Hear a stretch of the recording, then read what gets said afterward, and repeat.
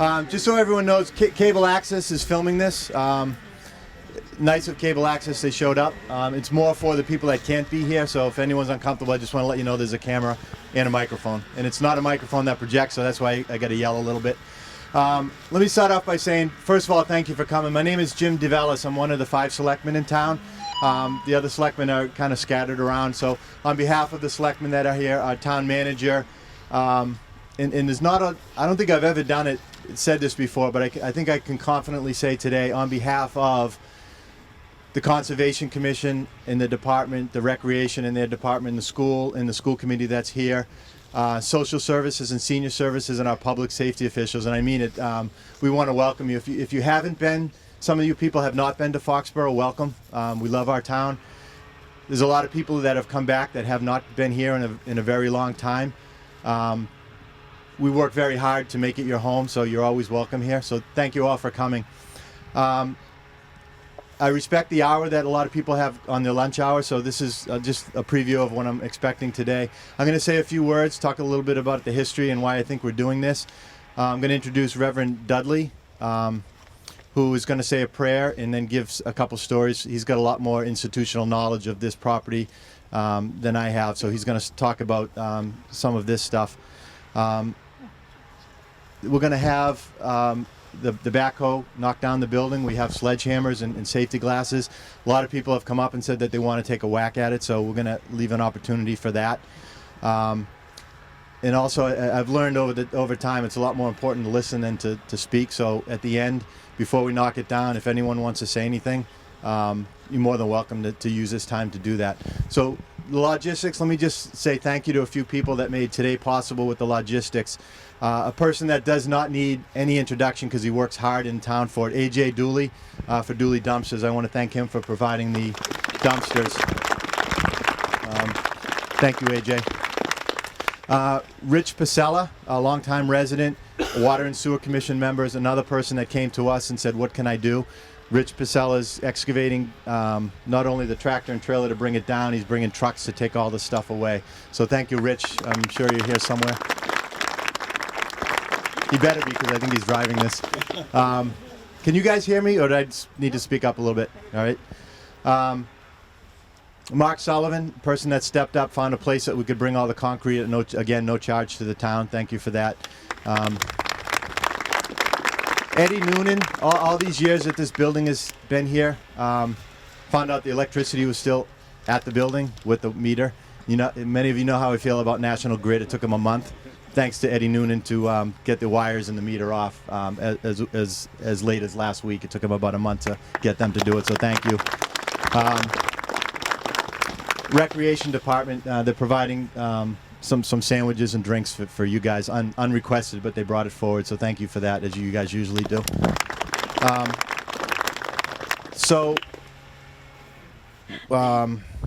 Jay Barrows, you're here? He always dresses nice. There we go. He yells at me when I don't No, I'm just joking. Jay Barrows has been on this since day one, and I just want to recognize him from coming out today.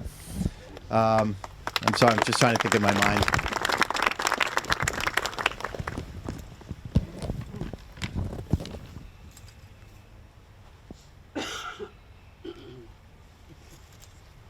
All right, my special friend, Evan Hart, who came from Florida. We picked this day to make sure Aaron can come back from Florida. He came here with his mom. This is the second time. Somebody that did not have to come back to Foxboro, but he came back twice to support our community. We've accepted him. He's accepted us. And Aaron, where are you? So you may have seen him in the paper, but thank you for all you've done for Foxboro. So above all, today, I wanted to reach out and say thank you to the victims. They call themselves the survivors. It's a tight group. Thank you for coming out today. My history, when I first got brought into this, was about 3 years ago, when a group of one person came in front of the Board of Selectmen, then another came, and then there was a group. And what they said was, in no uncertain terms, they were molested in Foxboro by Bill Sheehan. Bill Sheehan was a teacher. Bill Sheehan was someone that was employed by a rec department, worked on our conservation lands, worked here, was a scout leader, and immersed himself in the community. And through the 60s, 70s, and early 80s, he molested young boys. Now these young boys have grown. They're 50, 60. They came in front of us. And I can't imagine the strength, and I can't imagine the fortitude for them to say that. A lot of these people have kids, their grandparents, to come in front of the selectmen, in front of the town, on newspapers and cable, to say that. So two things about this group. One, I appreciate you coming forward. And the second thing, what resonated from the discussions that we had, is the purpose that they came forward is they wanted to make sure that this did not happen again in Foxboro. And I always put an asterisk on that, because unfortunately it will happen again. It's what people do. You turn on the newspapers and the TV, and every week there's something like that. What our mantra is moving forward was, it will not happen again in Foxboro undetected for so long, and that's been the group's effort I'll talk about in a minute. Following that meeting, briefly, I sat with Linda Walsh, a former selectman, and Mark Sullivan, and I said, Jesus, basically I said, oh shit, now what do we do? You know, I'll be honest with you, it blew me away. I didn't grow up here. I didn't know about the history. And Mark, if you know Mark Sullivan, where's Mark? Man of few words. Yeah. Yeah, there he is. He doesn't want to be recognized. That's why he didn't get reelected. Good friend of mine. Mark said it in 2 words. He said, man up. And you know what man up means. It means don't hide behind attorneys. Don't ignore it. Give these people the respect that they deserve. Don't question it. It happened. Deal with it. Say you're sorry, and make the best of it. So over the last 3 years, that came to fruition in a group called the Foxboro Child Sexual Abuse Awareness Committee. There's a group of people that stepped up, and we always say we reach out to people, but these people stepped up, and they came together with the mantra, this won't happen again, and we're going to educate people, and we're going to talk about it. And this is what today is. It's part of the awareness, and it's part of the education. We are going to talk about it because these are our kids. So we reached out. People came in. Deb Spinelli was one, Superintendent Spinelli from the schools. Chief O'Leary, I see him. Thank you for coming, Chief. Welcome back. Detective O'Leary came from also from the police. Rob Lucas from the fire department stepped up. Vicki Lowe from social services and senior stepped up. A newest member, Nancy Stockwell. Nancy also came up. Just moved into town, heard about this, and wanted to participate. Linda Walsh stepped in from, we call that the institutional private public with the JCs in her group.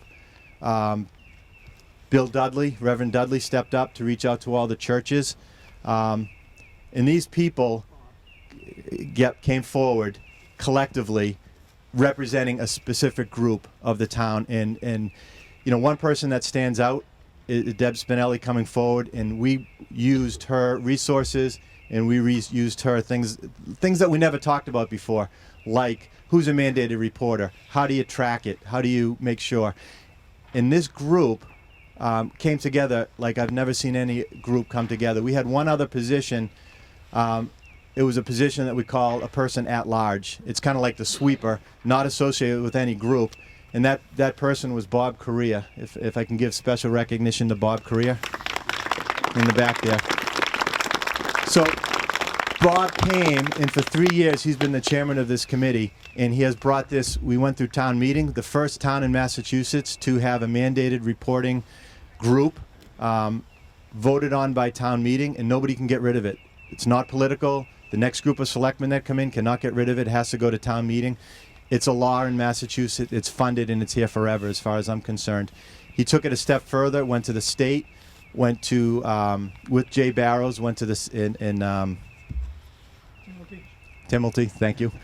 Senator Timilty. Went to the state reps, state house, and is trying to change the law in Massachusetts. So he's looking past Massachusetts. I've never seen anyone as committed as Bob has. They meet weekly, bi-weekly, and this group has done some phenomenal things. So that, collectively, if you can all just raise your hand so I know everyone that's in this group. You know, and they're not a group that wants to get recognition, so thank you for that. So at this point, short to say, I think we're at a position where we took something that was horrendous, and today is a little bit of a symbol of that. We're going to crush it. We're going to get it the heck out of town. But more importantly, if you've got kids or you've got grandchildren or nieces and nephews, you can drop them off at school. You can drop them off at a play, a sporting event, a scouting, and know that there's 10 times more eyes watching these kids. And they've been trained. Over 1,200 people have been trained in our town thanks to this group and people coming forward. The coach, Jeff Downs, I forgot Jeff Downs. All the recreation, all the coaches, all the youth sports with the rec department. Phenomenal work. So I'm going to turn it over to Reverend Dudley for a few minutes. I'm going to ask him if he could say a prayer, share some stories, and then I'll circle back and I don't know if I mentioned it, but I would like, if people feel comfortable and want to say something, that you don't have to be a victim. You don't have to identify yourself. If you want to, address the crowd, this is the time to do it, and then we'll take down the building.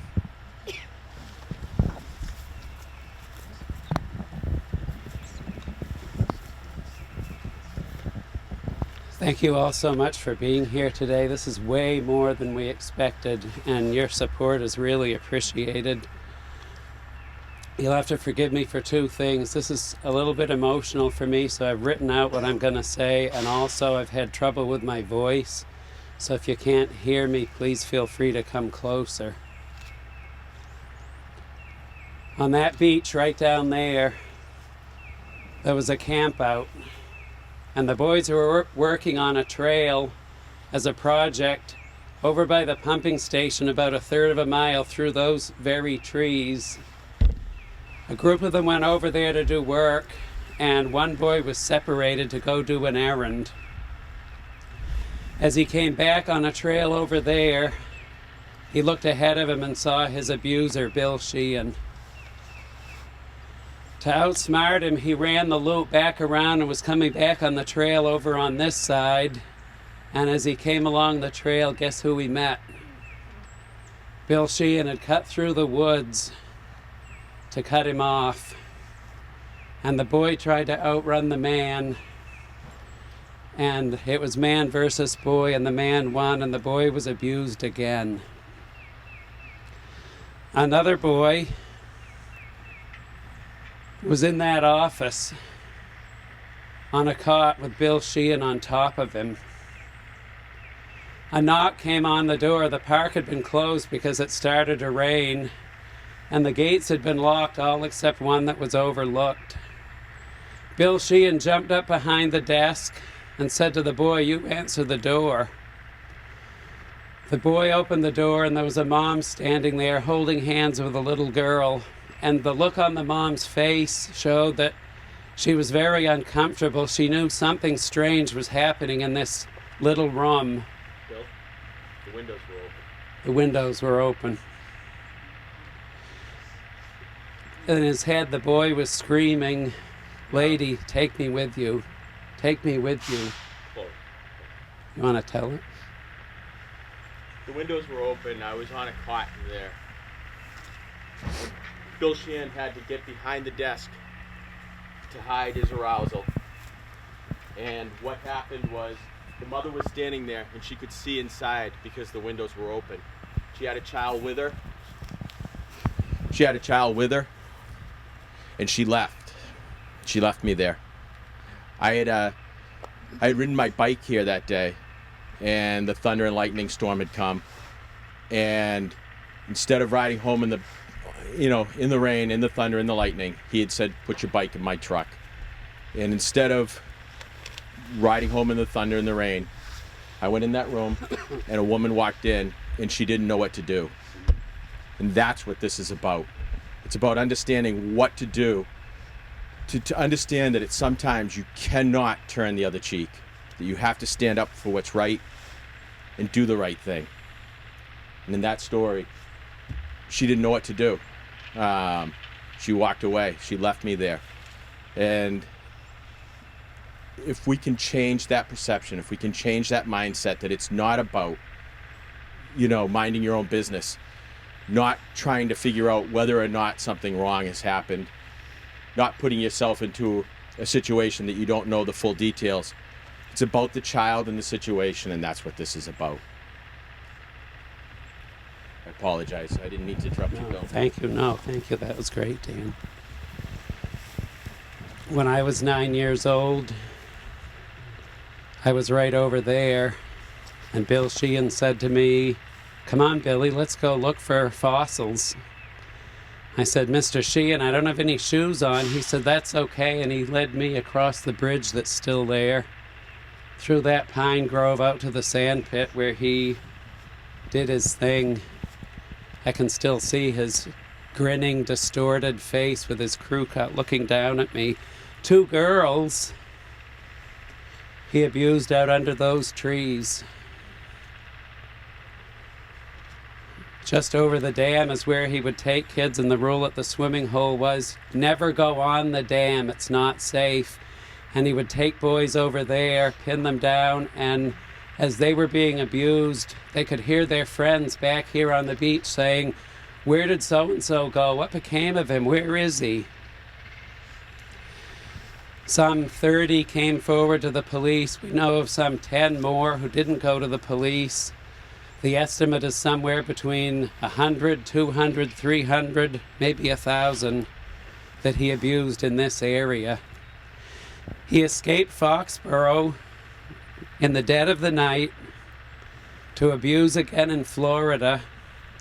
The 3rd summer of torture for him, Aaron Everhart told his parents, his mom Sandra is with him today in the red jacket, if we could thank her for coming.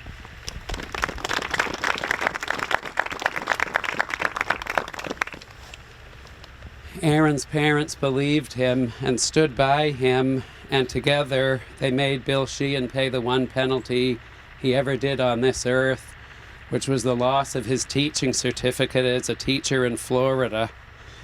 Therefore, his livelihood when he was 50 years of age. That's why I call Aaron Everhart Braveheart. But we're here today to strike back. If he did not have dementia, thanks to Kevin Corliss and Dan Smith and others, Bill Sheehan would be in jail today. Officer Tim O'Leary was prepared to take this case to the limit if he possibly could. We struck back again, as Jim DeVellis mentioned, creating the Child Sexual Abuse Awareness Committee, and we have trained somewhere between 12 and 1,400 people through the Darkness to Light program. If any pedophile is listening to this today, we want them to know you cannot operate in Foxboro. We will find you and you will be in jail. Today, in this place, we can't take away the scars and the damage done, but we erase the footprint of Bill Sheehan by taking down the torture chamber from which he operated his evil kingdom. The scars remain, but the physical trace will be gone, and we're determined to heal. And more than that, we're determined to protect the children of today so that what happened to us will not happen to the kids today. We reclaim this property today and declare victory over Bill Sheehan. We win with every child that we protect. We in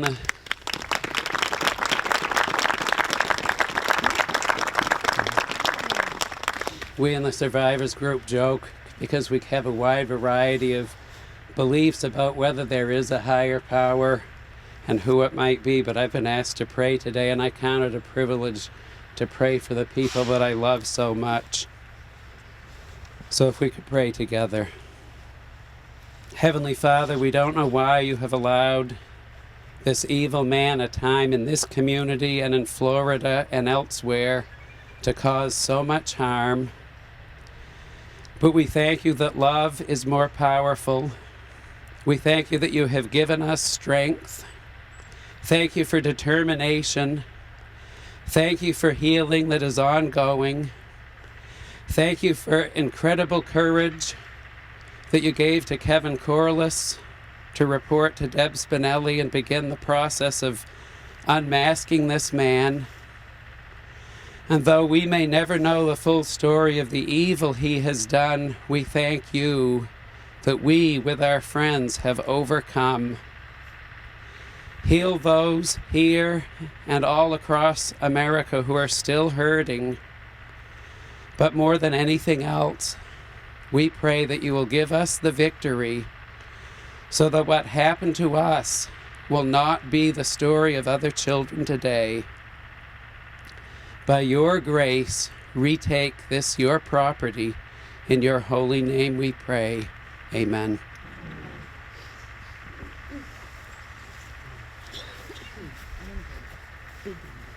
Thank you, Bill. Probably less is better at this point, so I'm other than saying thank you again and looking out here, I can't imagine a group that represents more of Foxboro, age-wise, community-wise, workers-wise, volunteer-wise. This was not orchestrated with Bill. I asked him to speak. I didn't know what he was going to say. This is put it out there and see who came, and this is just phenomenal, and I'm so proud of this town right now. So Rich's guys are going to knock down the roof in the building, but before that, if anyone wants to address at any level, you're more than welcome right now. Sure.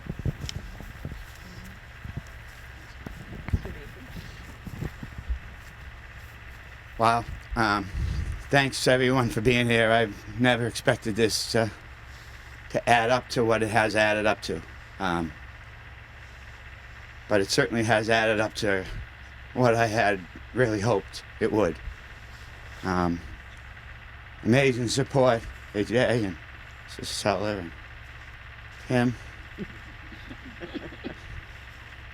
What's his name? Spinelli. All the support I've got here. My friends, Cindy and Irene and Deb. All these guys over here jumped on the band and said, yeah, it happened to me. Thanks for bringing it out. And then all of a sudden there was guy after guy, a couple of women, all over town. He was everywhere. It's frightening. It's a frightening childhood for a lot of us. Especially when the adults just seem to be oblivious. Where did he go? Why is he gone for 15, 20 minutes out in the woods? Where's Bill? No questions asked. I went through all my life till I was close to 60 before I finally said, wow, someone's got to know about this. Someone's got to protect our kids. You've got to realize how oblivious we can be.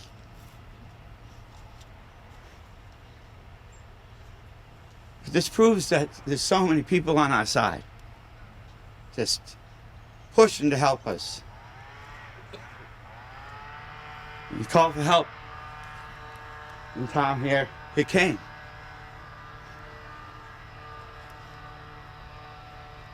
This committee is just phenomenal.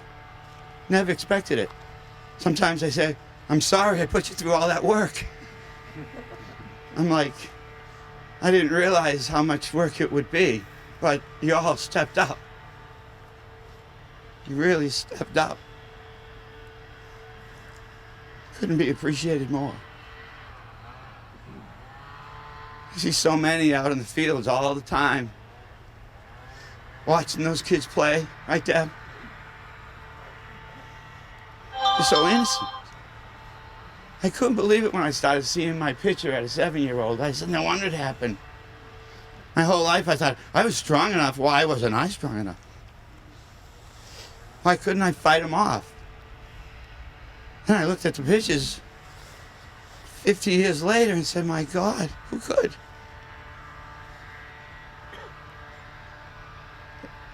You guys have told a couple stories, and I'm just going to tell one because this is how someone operates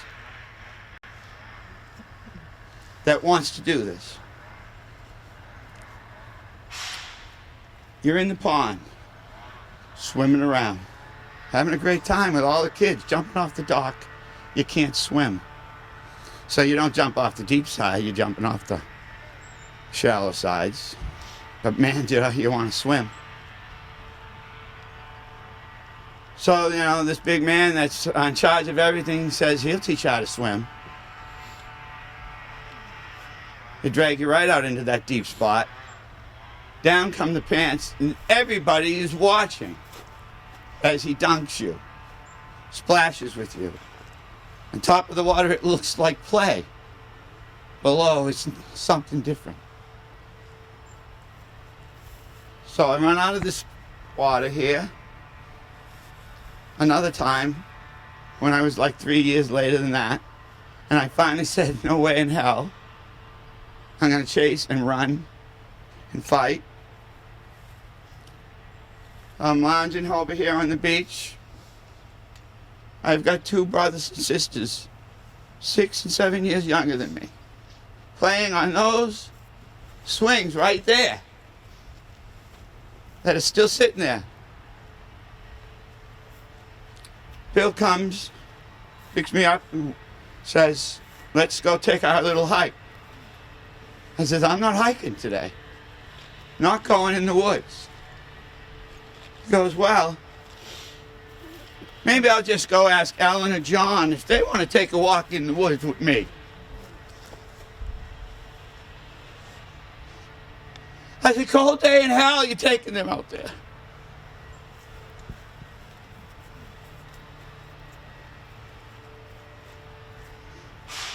So I go.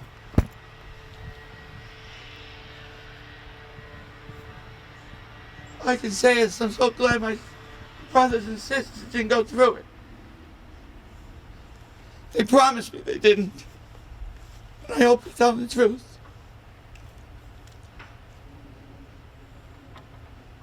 But that's the type of manipulation he will use on you. Tell your middle schooler, tell your high schooler, that 6th grader, that freshman, that sophomore, that you're his friend and you will support him. Your juniors and seniors, your 7th and 8th graders, let them know that the children below them need them. Because adults have lots to do. And their minds are everywhere. Especially nowadays. These kids know what happens. Tell them to talk to each other. Tell your seniors and juniors to tell the kids below them that you're my friend and you can tell me what happens to me, to you. And we will stop it if it's bad. These children have power. Especially your older adult, or your older high school kids. They have power. And what you have to do is give them that power by letting them know that they have it to protect those young kids. No matter if they're your brother or sister, cousin, uncle, neighbor, or just the kid you just met because you all came from all these elementary schools into one. And there's a new kid that you've never seen. Tell them that you're your friend, and I'll help you. That's the main thing I wanted to say today, really. Is to go back and tell your high school and middle school kids. Middle school can help their younger kids. If a middle schooler had said to me, hey, that SOB did this to me, maybe we could have got together and done this a long time ago. I'm so proud of Aaron. I called down in 1992 to Florida when I found out where this guy was. Just to find out what the hell I could do, but I was too afraid to do anything at the time. I was still afraid of this man. 50 years old.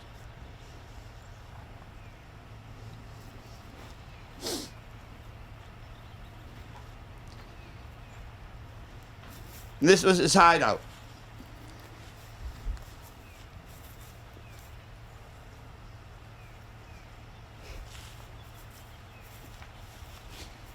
Thank you, everybody. God bless you all.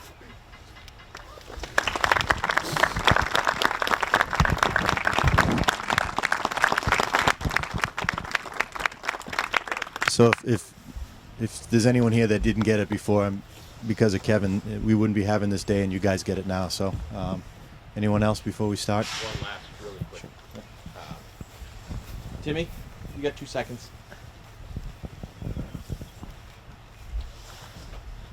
Timmy O'Leary is a couple years younger than me. Went to high school with me. 1998, I go down to the police station to report a crime. And I'm standing in the office, and in walks Timmy O'Leary. He's not Officer O'Leary. He's not, something other than what he is. He's the kid that I saw in high school. The fear that went through me to see him, and knowing that I'm going to go talk to Detective Jim Kozak at the time, nearly made me turn around and run away. This whole story, everything that Kevin's talking about, everything that Aaron, please come up here with me, and is about fear. I'm 32 years old. I was a Marine. I played football. I was tough, and I couldn't talk to people. And I saw Timmy in the lobby, and I almost turned around. I almost ran. It's about standing up to what's right and doing what's right, and understanding that there is no stigma attached to what happened, and being brave and taking it head on. Timmy O'Leary is unbelievably kind to me and unbelievably good. And I am very thankful that he was there that day, because whether he knows it or not, he gave me strength. And then the other thing that I'd like to say is what waiting so long, for me waiting till I was 32 to stand up and talk about it, unfortunately, what that does, in 2013 I stood in front of the Board of Selectmen and I talked about, we're going to be talking about somebody coming in from Florida. Somebody is going to come forward, and eventually, this is our legacy. This is Foxboro's legacy. We sent him south. We didn't stand up in 1980 or 1981 when he went south. And what it is, this is our legacy. This is the face that most people don't get to see, of what happens when you don't stand up and you don't do the right thing at the time. You have to be braver. You have to do the right thing. And that's it. I appreciate both of you.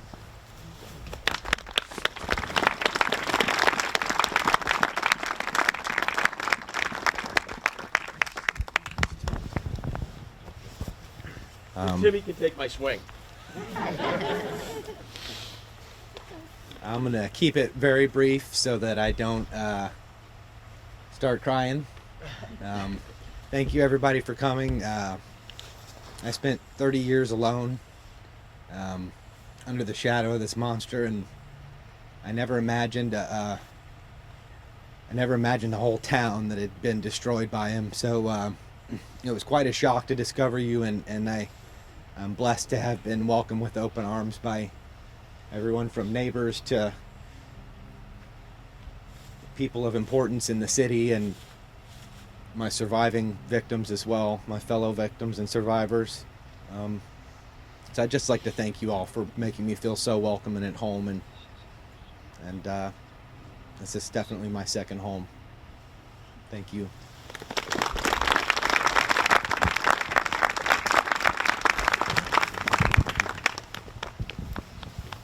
Bob, did you want to say something? You don't have to. I'm all set, thank you. Okay, thank you. All right, anyone else? All right. Sure, yeah. Hi. Some of you know me, some of you may not. My name's Tracy Dulesky. I've lived in Foxboro for the past 9 years. I have 3 young children, a 9-year-old boy, an 8-year-old girl, and a 7-year-old girl. And I plan on raising my children here in Foxboro. And I want to do everything I can to keep my children safe. I am also a victim of childhood sexual abuse. And this is the first time I'm saying it out loud. This is not a secret. I've shared it many, many years. I've done a lot of work with gentlemen thank you. I was not abused here, but for many years I have had the same experience. And as a result of that, I've been a social worker for the past 20 years, primarily working with PTSD and sexual abuse. So I'm here that I want to support the town of Foxboro. I want to support our children, and anything that anybody needs or any way that I can help, I just want to put it out there. And I also want to just add to it that, you know, many of us are victims of sexual abuse. As a social worker, I know the statistics. Girls, it's 1 in 4. I count every time I'm among women. And I pray with my children, I will always be that 1 out of 4. And I hope that that is often. But that's how I also spend many of my days, having to think like that and feel like that. So I'm just overwhelmed by not, you know, again, not the experience here, but as a therapist and as a victim, that so many people are here showing the face and supporting it. And just thank you, gentlemen. Thank you.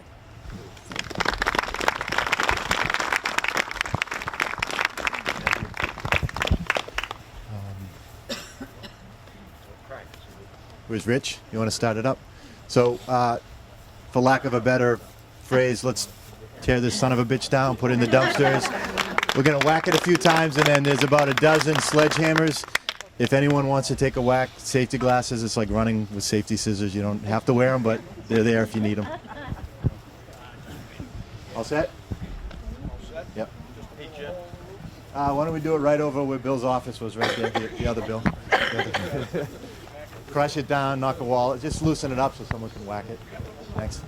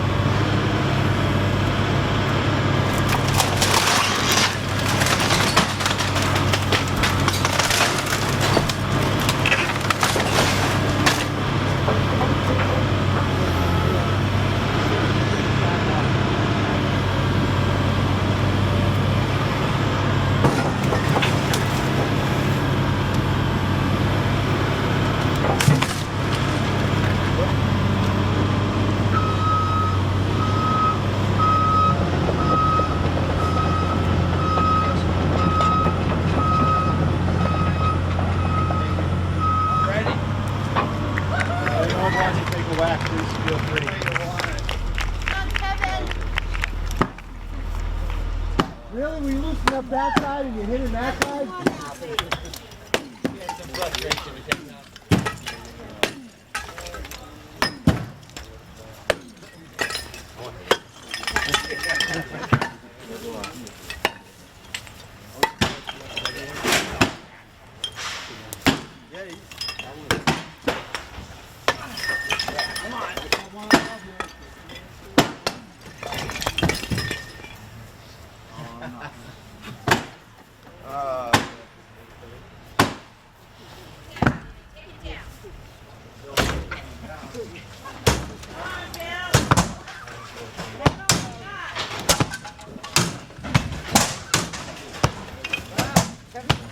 is just another wall.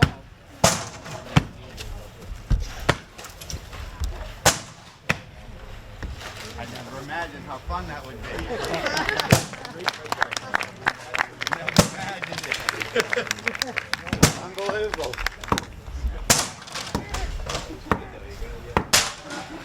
Come on, Mom. Hit that thing. That's about how Come aside. Come aside. We're gonna break this off, so.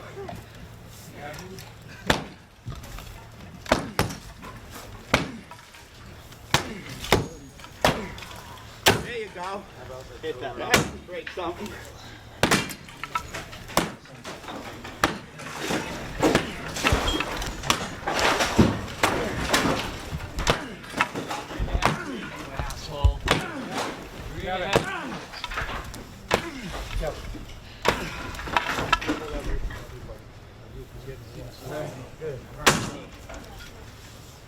God bless it.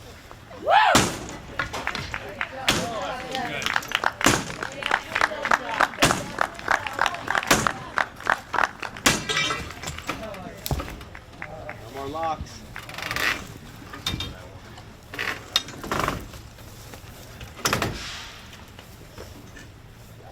Pardon me. There we go. There you go.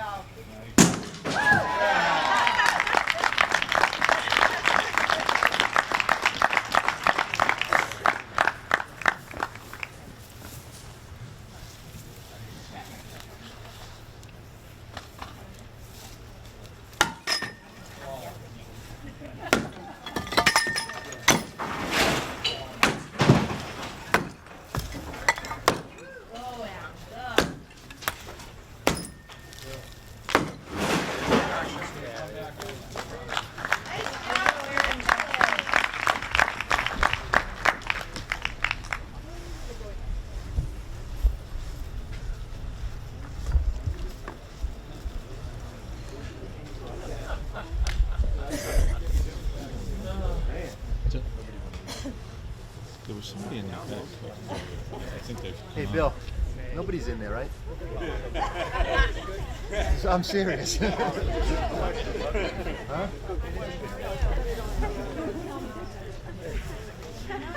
I didn't want to stop, but I'm exhausted.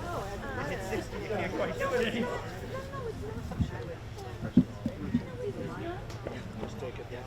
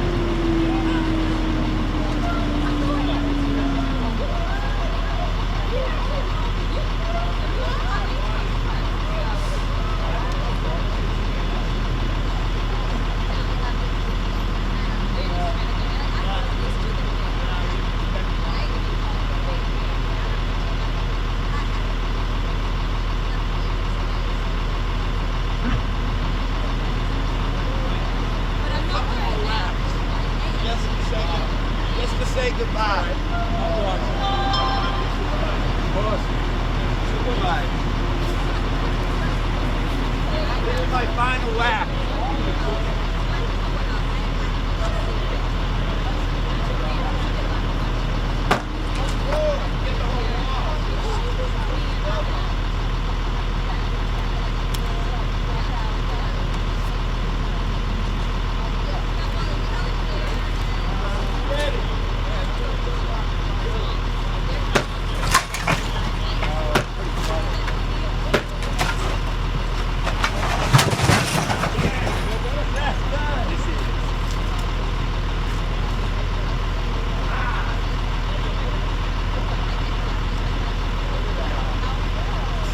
Give him a job.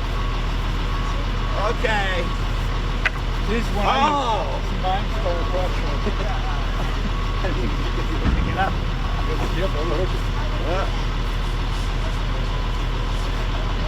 Jim, you got all kinds of sledgehammers here, huh?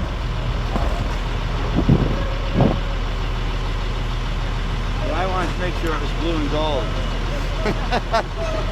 So we're gonna knock down one way or the other.